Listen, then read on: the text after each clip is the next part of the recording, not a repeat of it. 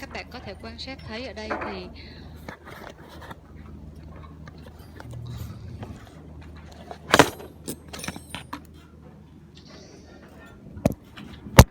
here is a bone on top of the fixture. This the last implant here is placed too deep. So when you put the healing abutment or screw abutment in, there can be a bone interference. So you have to open up the flap a little bit, and if there is too much bone on top of the fixture, you have to trim the bone on top of the fixture.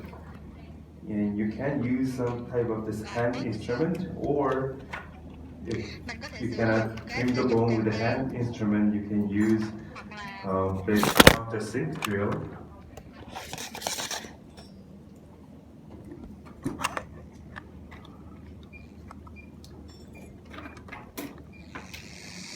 So you have to be really careful not to damage the implant. So it's not, you have to just trim the bone a little bit.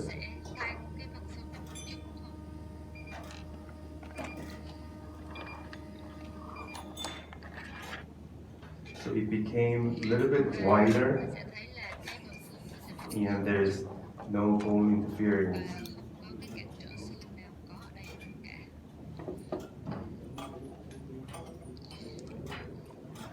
Once again, you trim the bone a little bit more if the implants are placed too deep.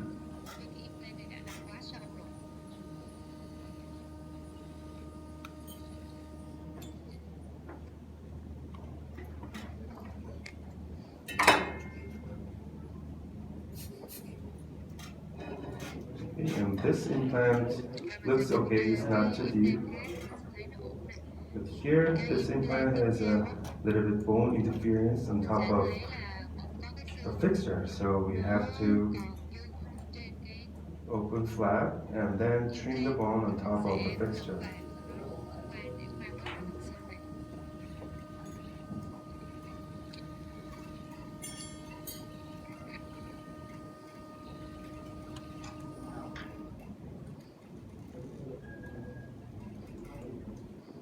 And the last implant here looks okay, it's not very deep, there is no bone interference.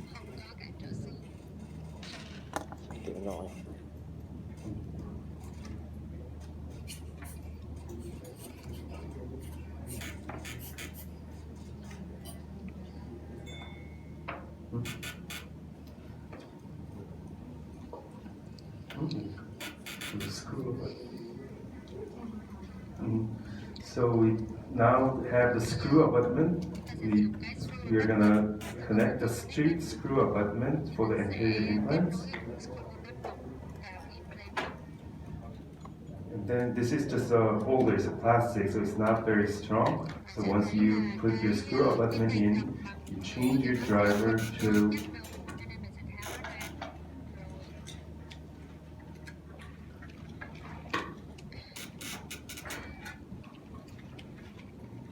we do have this driver that connects to a screwdriver, and then you tighten the torque wrench to 30 Newton centimeters.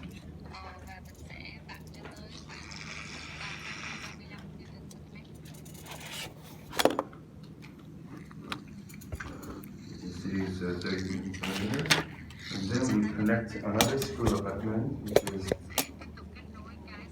55. So whenever you decide the gingival height of the screw abutment, you have to see how much soft tissue there is on top of the fixture. So this implant was placed a little bit deep, so I'm going to use a 35 millimeter gingival height screw abutments. So just position the screw abutment. See the level is the same. And then you use this metal torque wrench, and then you just tighten it with your ratchet to 30 Newton centimeter. And for posterior implants, because Với lại we implant place phía our sau implants thì mình sẽ đặt in implant this nghiêng. angle, we have to correct the angle Mình sẽ phải with sửa lại screw cái góc độ abutment, này đối với lại which cái is phần gục ở phía bên 70 trên. degree angulation. Cho nên là trong So trường hợp these này two mình sẽ anterior screw abutments are non-hex type, so you can just screw it down. It's ở phía hai cái very implant phía easy. trước But là for the cái hai last implant implant, non-hex it's là a không hex type. có So cái you hex, have to còn have đối với lại cái implant phía the sau á, holder thì mình in sẽ sử position dụng and then lại you use the có screw. hex. Thì mình sẽ vặn cái con multi unit này vào.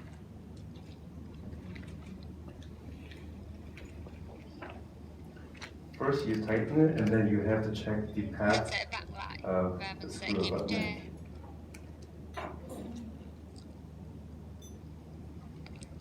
As you can see, it's angulated to the lingual, so this is not the right position, so we have to Nếu mà nó nghiêng về phía lưỡi thì đó là không correct đúng the cái góc độ đó angle. rồi.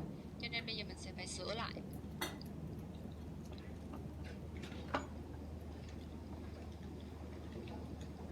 First we put the Tức là holder mình sẽ in. đặt cái đồ cầm, cái tay cầm vào, cái đồ giữ vào.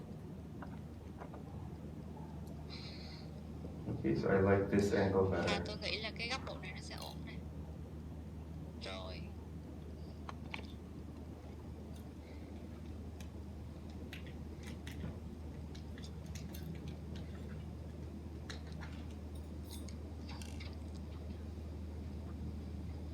Kiểm tra lại cái góc độ. It's still a little bit to the lingual. Mình sẽ thấy là Let's nó vẫn compare nghiêng with hơn the một ít. straight screw abutments. Thì mình sẽ đặt cái tay cầm vào hai cái implant These phía two trước are để mình very sẽ kiểm straight, tra and và this so one sánh is cái still góc độ. angulated, so we Mình sẽ have thấy to là hai fix implant phía trước the thì nó thẳng rồi đó, angulation. nhưng mà implant phía sau thì vẫn nghiêng lưỡi. Cho nên là tôi sẽ sửa lại một lần nữa.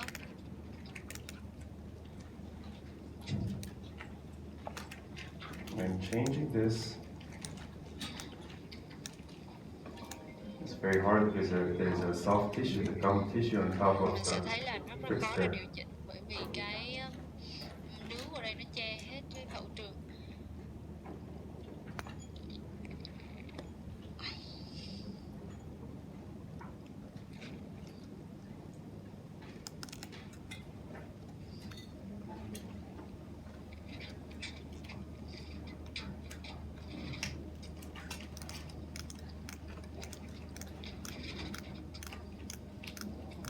Keeps on rotating.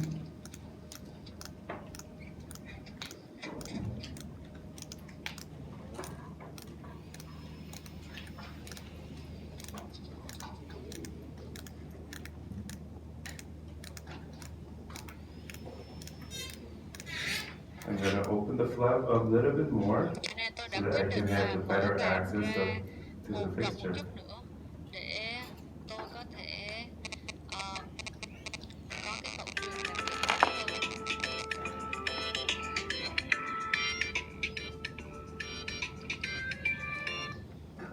Alo anh ơi.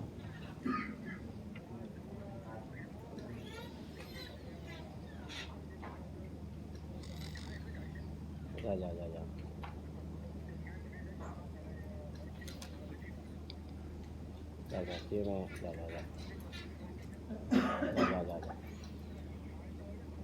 Dạ.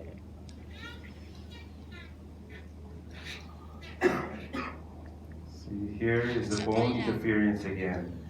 Mình có cái Here is càng the trở screw xương. abutment is touching the bone. Mình sẽ thấy là So the bone cái trimming screw was not abutment enough, đã so we chạm are going to với shrink the lại bone là a cái little bit gần more bản so xương that hoặc there is bản no xương rồi. bone Cho nên interference. là mình sẽ tháo cái này ra và mình tiếp tục mài chỉnh cái xương để đảm bảo là không có cái sự cản trở So xương in nào the ở đây. medial part of the Đó fixture, là cái there was sự a cản bone trở nằm ở contact. phía gần. And then now this Cho nên là mình sẽ mài adjusting bỏ cái bờ xương ở the phía bone gần đi. contour a little bit more so that we can have the better Khi đó thì access to the mình fixture. sẽ có cái Em nhớ đi, hồi sự kết thì nối với lại thì là tạp anh em lấy cái băng thứ hai, cái băng trường không một cổng chứng ấy, đưa lên cho anh Trương chụp em tí nhé.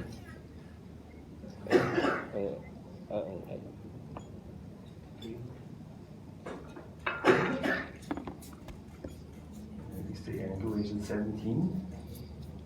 What's the angulation of the 18? đây là cái con This was, what was this? Same.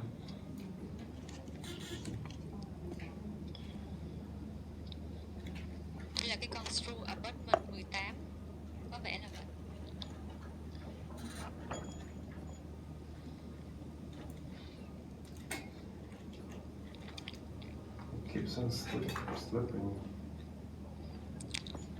Bằng thì ông có cảm giác trượt. Oh, 18. What about the height? Digital height is 1.0. Do we have the higher one? Thì cái GH, cái đường cao đứa ở cái con multi unit này đang là 1 mm, thì ông đang yêu cầu là lấy cái con có cái chỉ số Because the GH implant cao. was placed a little bit deep and the Ông sẽ gingival nhận ra height là of this angle, the abutment is only 1.0, so I think that's why we are having a little bit of hard time checking the position. Kiểm tra luôn cái chỉ số GH, cái chiều cao đứa của cái con abutment.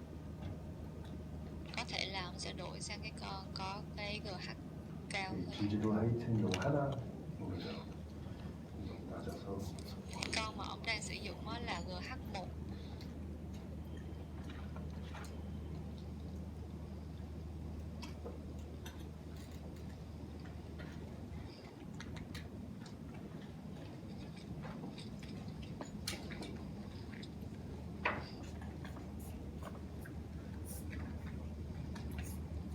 So in all four cases, because implants will be placed a little bit deep, as I said, to get at least 16 millimeter of prosthodontic space, it's better to have the high gingival height abutment ready.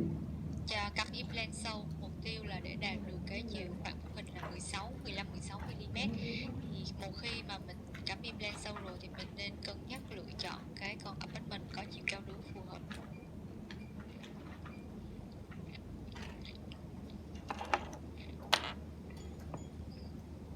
Let's do the other side first, and I'm going to check this side again. Tôi sẽ gắn abutment ở bên phần hàm bên này trước, rồi phần hàm bên kia thì tôi sẽ kiểm tra lại sau. And this side is very good, very Thì cái well phía này á, thì placed. tôi đưa vào nó rất là So ổn. see the angle. We have this. Bây giờ tôi sẽ kiểm tra lại góc độ Yeah, của this các angle. con abutment.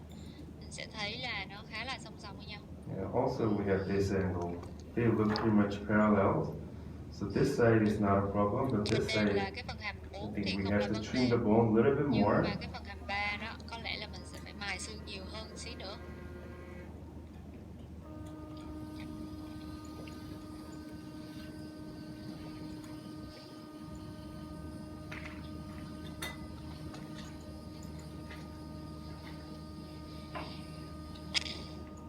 Okay.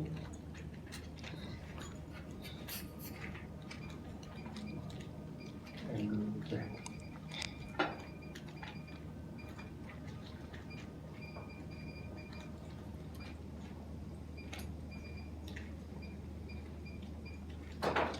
So how do we know if there's a bone interference or not?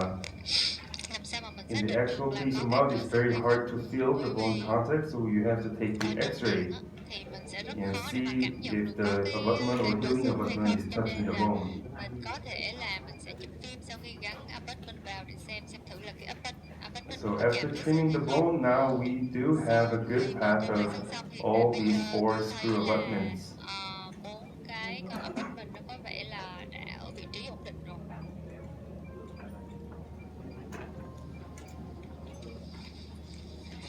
Okay, we do have a good angulation of parallel implants. Mình sẽ thấy là cái So góc I độ want you to của connect các your con screw abutment đã song abutment song now rồi. and Như make vậy sure là if there's a bone ta sẽ interference, đặt cái trim the screw bone abutment ổn định rồi. excessively so that you don't have any interference. Especially, Như vậy I là think cái lý do the ở đây screw đó là có abutment sự that cản trở xương. is ready to use all 1.0 gingival height, so it might interfere with the bone. So check the bone interference, and I want you to connect all four screw abutments. Bây giờ thì tôi sẽ vặn lại cái abutment tất cả các abutment một lần nữa sau khi kiểm tra cái góc độ nó đã ổn định rồi.